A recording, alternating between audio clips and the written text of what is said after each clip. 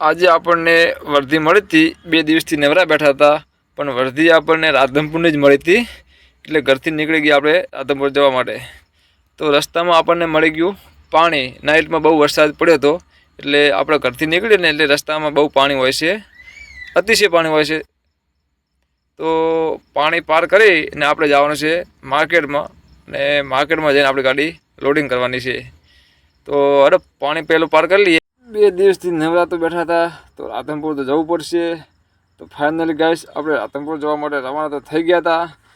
Finally guys આપણી ગાડી માર્કેટમાં લોડિંગ થાય છે, અને મજૂરો લારીમાં ભરીમાં માલ લાવે છે અને આપણી ગાડીમાં માલ નાખે છે.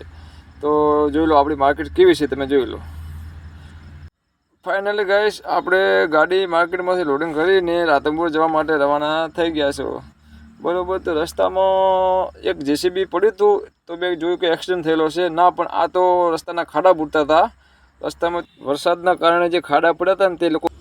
ફાઇનલી ગાઈસ આપણે રાધનપુર શિહોરી હોટલે પહોંચી ગયા છો, અને પહેલો થોડો નાસ્તો કરી લઈએ, અને પછી ચા પી અને આપણે રાધનપુર જવા માટે રવાના થઈ જઈએ. અને પેલી જે ગાડી પડી ને એ આપણા ભાઈબંધની છે, એ પણ રાધનપુર જવાના છે, અને હું પણ રાધનપુર જવાનો છું. જય માતાજી.